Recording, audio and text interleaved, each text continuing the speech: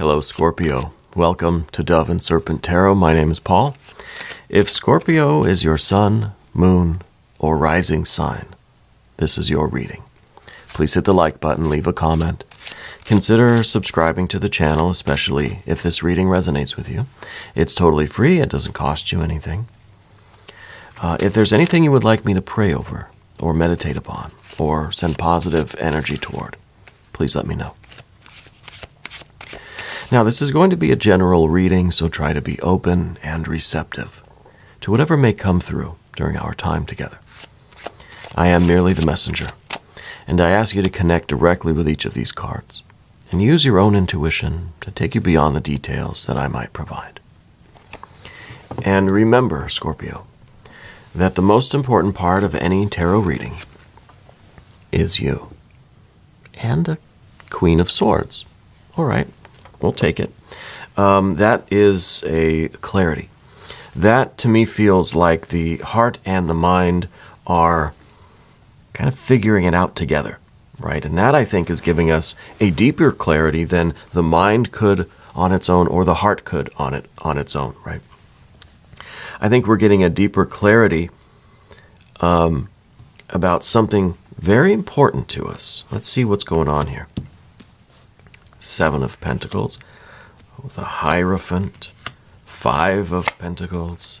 There is your Power card. There's the Death card. Interesting. Interesting. And we have, wow, this is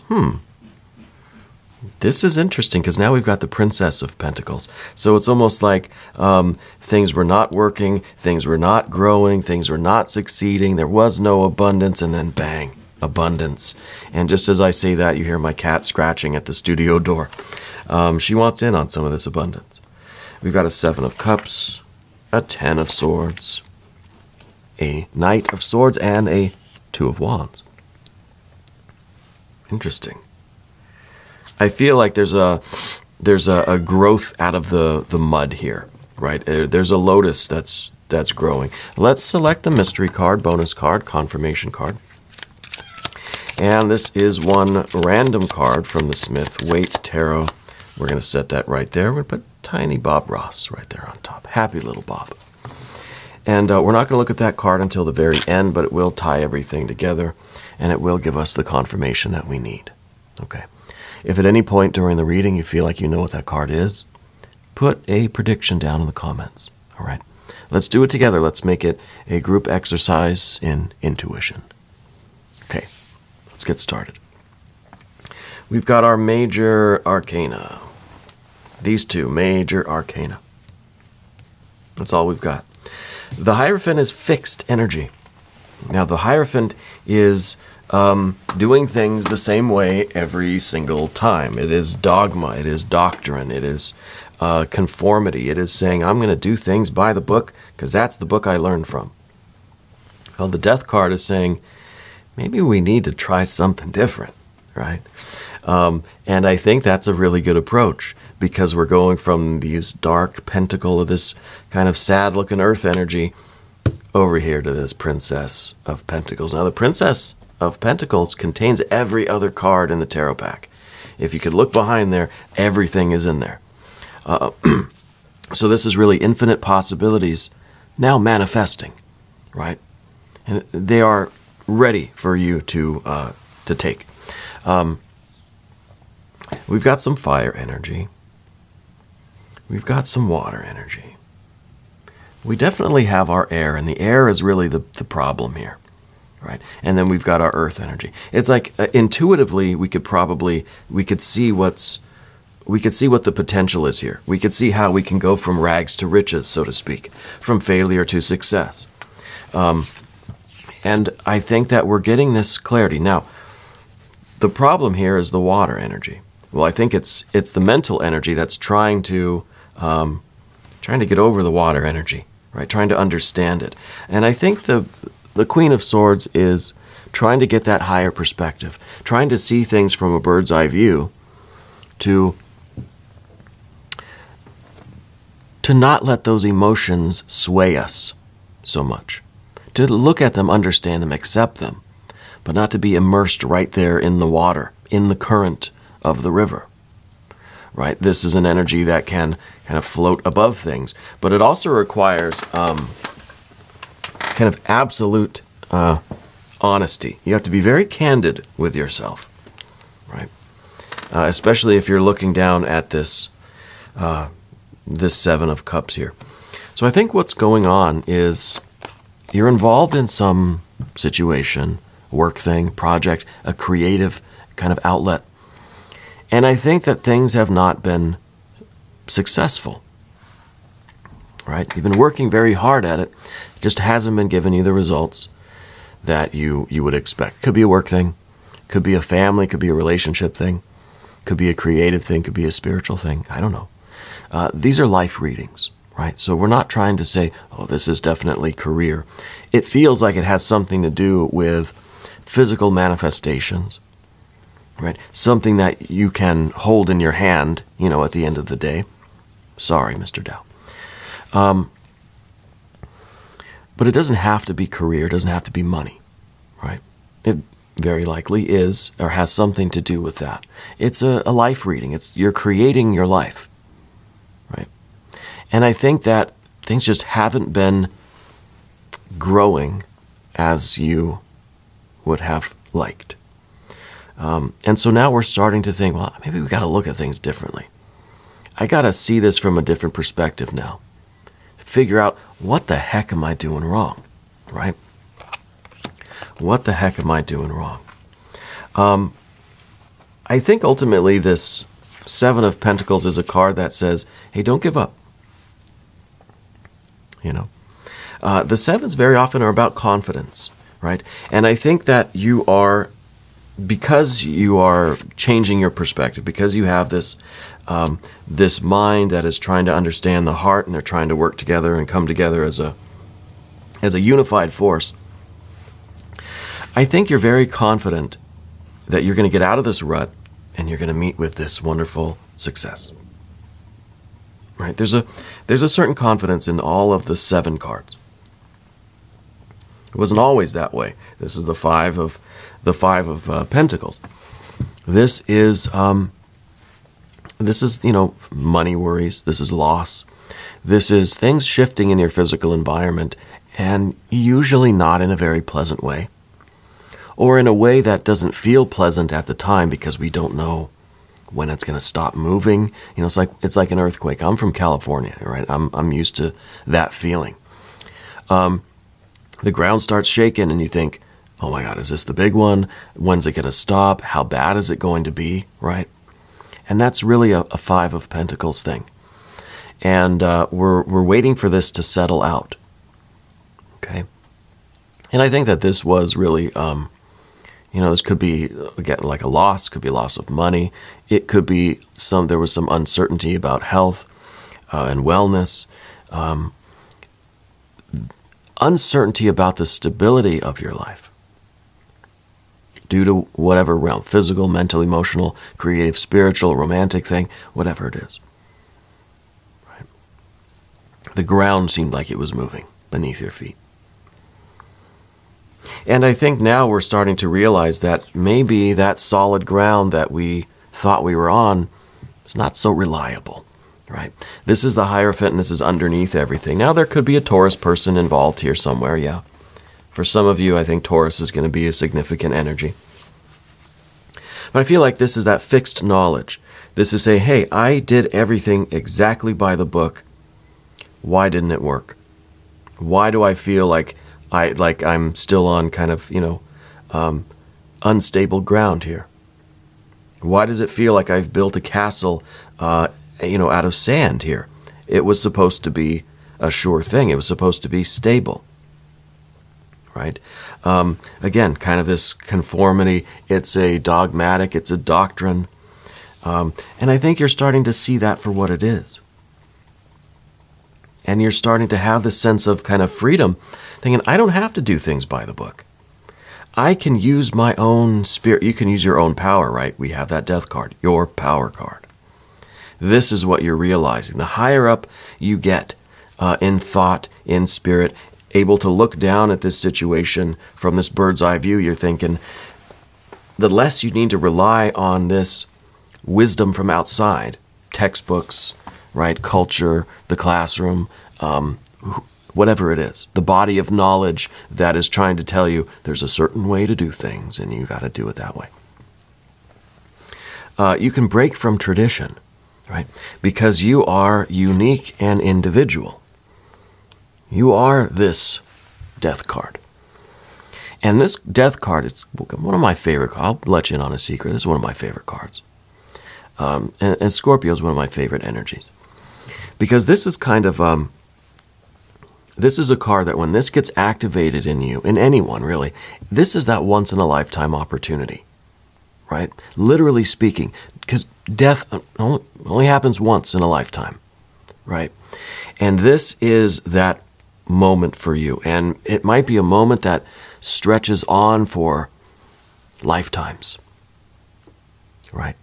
But it could be one moment, right? But this is the lesson that we're learning, to be our own soul and spirit, to pursue our own path, to cut your own way through the jungle, right?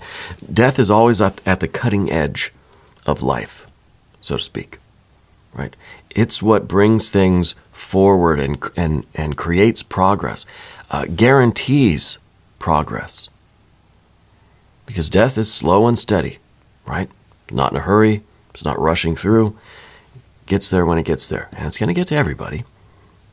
This activation of almost your spiritual consciousness, realizing that you're on the front line of consciousness.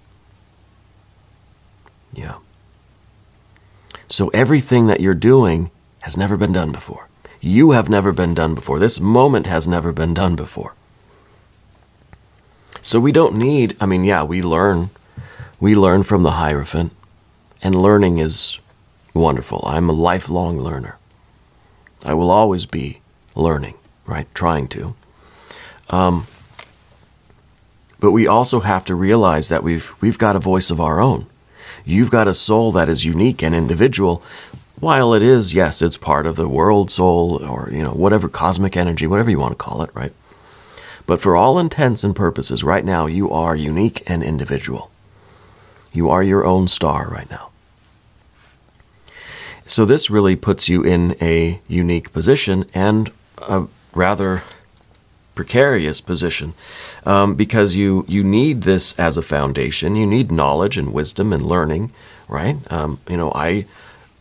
I like going to college. I like university. I like reading books and learning things from outside, but you also have to add your own voice. And you're not just trying to echo what's already been done before, because you see, that doesn't work for you. And now we're getting this perspective that if you can follow your own voice, right? If you can cut your own way through the jungle, you've got the confidence that you can this kind of looks like that jungle, that there's a city of gold waiting on the other side of all of this. You've got to cut your way through it. This is the confidence that you will find the gold that you're after. And this is it. You cut away all this dead and useless brush, and you reveal this. This is pure, untapped resource, abundance, love, gold, right? This is it. So we kind of need both of these major arcana cards. I'm not saying to forget about the Hierophant. I don't want to take it out of the tarot deck. It's here for a reason. And every card has light and shadow. Yes, knowledge and education and wisdom coming from outside, and that's wonderful. It's beautiful. And I think it's absolutely necessary. But so is finding your own voice, finding a way to take this wisdom and knowledge and make it your own. Now giving yourself the license to break from tradition, right? To do things your own unique way, even if nobody agrees with it. Let's move to the path of the serpent. As I do this, I'd like to ask for your subscription. If you haven't subscribed yet, please do. Totally free, doesn't cost you anything. And leave some comments for me. I really love reading the comments. Lately, I've been getting a kick out of hearing about where all of you are from. So, drop your country or your city or your state in the comments if you want. I find it fascinating how widespread the audience is. It's really, really beautiful, and I appreciate all of you. Okay, the Seven of Cups. Now, this is this it's kind of like this, almost a disgusted feeling. It's almost an uneasiness, right? As we look at this situation, it just feels, it feels like something's not right. But just like the Seven of Pentacles, the Seven of Cups talks about confidence, right? We have the confidence that we can see through, right? This is one thing. Confidence that we can cut away the dead and useless stuff and reveal the Princess of Pentacles. The Seven of Cups is saying that we can cut through the kind of dead and useless emotions, even this quicksand, this sinking feeling, and we can use that to reveal also this abundance here. But more than that, to reveal our own power, our own confidence, our own sense of authority, our assertiveness, our creativity, right? Our power here. Because see, we have this Death card up above here, and we've got the Two of Wands up above here. This is saying we need to activate our true nature, and we need to use it to take control of our life. So all this air energy is kind of looking at the emotions and thinking, well, what is it that we really want to do? What is it that you're trying to accomplish here? You know, we have to find our own voice.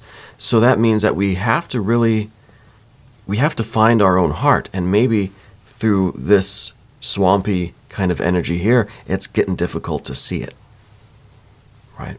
But this is the confidence that we can recover our pure water from this, you know, rather swampy looking stuff here. So I think that this is really an attempt to reconnect with what you're aiming for, what your passion is, what your purpose is. What is that Ace of Cups within you? What is your gift? It's almost, this is where your voice comes from that heart, right? Comes from that soul and spirit, that holy grail within you. That's where the voice originates from, right? And that's what we're looking for. We're looking for our voice. So I think that this Seven of Cups is, it's your general energy. And I think it's this kind of an uneasy feeling. It's kind of this almost a lamentation, right? That you're realizing why things haven't been working, and it kind of creates that like dizzy, sick, queasy, like almost you're gonna vomit kind of feeling, you know? It's not funny. That's you know. Sometimes you get the spins, you know. But I feel like that's part of it. It's a shock. It's a cognitive dissonance. It is a rude awakening in life, I think. And it's really, you know, it's the way toward progress. It's the way toward realizing your true intentions, realizing your true objectives, finding that holy grail heart within you, right? Your true soul desires. And then getting the mind to go along with it. So that's kind of the difficult part. And that's why we've got a Ten of Swords here in the position of your relationships, in the position of your environment. You're going to have to kind of, if you're finding your voice, you've got to use it. You know, you've got to use it. And that might put you at odds with the world. It's going to put you at odds with some aspects of this Hierophant energy. Because there are going to be those personalities, we'll call them, that don't want you to go against the dogma, right? There are those entities that would like to convince everyone that this gilded cage we're in is where we belong. And I think that it's going to really take some boldness on your part to use your voice, to free yourself from these bars. This is a very restrictive kind of belief system. And this is really a card that represents getting out of the shadow of the Hierophant. Like I said, every card has light and shadow. We don't want to be in the shadow of this one. right? And this is it because it's a cage. The Hierophant keeps people, energies, entities in little bird cages all over the classroom, right? But this card represents us getting out of that. We even see now this kind of dragonfly figure with the, as the Knight of Swords, kind of coming in or coming out of, let's say, coming out of this 10, out of this cage. And that's because of the activation of your power card, of your true self, of your unique voice, your cutting edge, consciousness, activating it, making the decision to fly your mind out of this cage. See, and that's where the Knight of Swords gets the power from. And this is you using your voice and getting out of this, right? And I think that we can definitely turn these things around. And we have the confidence that we've now figured out why we're stuck where we're stuck and how to get out of there. Because this Princess of Pentacles, this is really nice. And this is what we are working toward.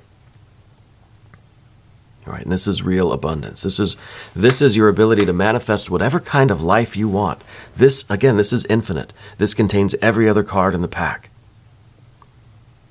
This is everything that you want your life to be. You now have the power to manifest it, to put it together, to build it, to sculpt it, right? Let's look at the mystery card. Let's see what little Bob Ross has for us. I don't think I ever showed you a little Bob Ross. I don't know if you could even see him there, but real tiny, micro Bob. What do we want for the mystery card? I think maybe some more earth energy that is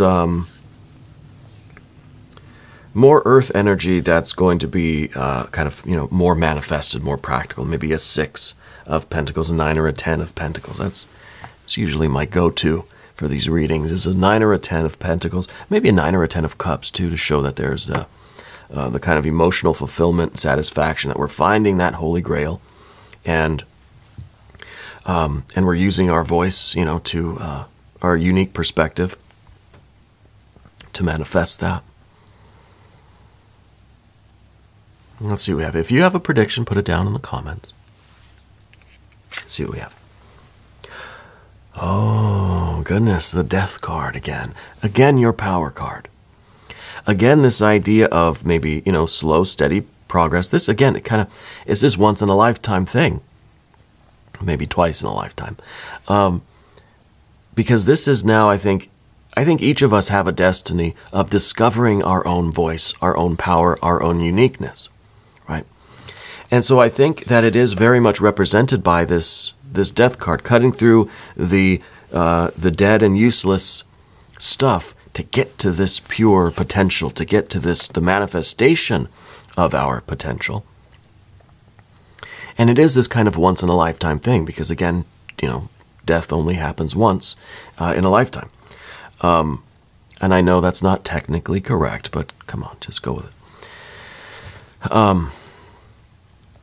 And it could be a lifelong process, right? Of being reborn as our true self. Yeah. So this is a real transformation. And this is, I think, something that we're all on this journey. But I think right now you're having a very direct experience of it. And you have that unique opportunity to utilize this awareness and make this shift in your life. Now, we didn't even talk about if this was a business thing, if this is career, if this is, this is life, And I think that this energy is going to apply to every aspect of your life. Not just like school and education, not just work, not just family, not just relationships. Your entire life, you're finding your voice, your uniqueness, and you're using that to get away from limiting energies and to move toward manifesting your ideal self, your ideal life. It's really beautiful. We're going to do an extended reading as well. If you want to stick around, click on the link up in the corner. I'm here every day from 6 to 8 a.m. Chicago time. Come back and see me again tomorrow. All right. Scorpio specific readings are every Wednesday and every Sunday. But just come back every day, right? There's plenty of room. I want you to know that you're the most important part of Dove and Serpent Tarot. If you haven't subscribed yet, please do. Totally free. It doesn't cost you anything, right? I thank you, and I love you, and we're all in this together.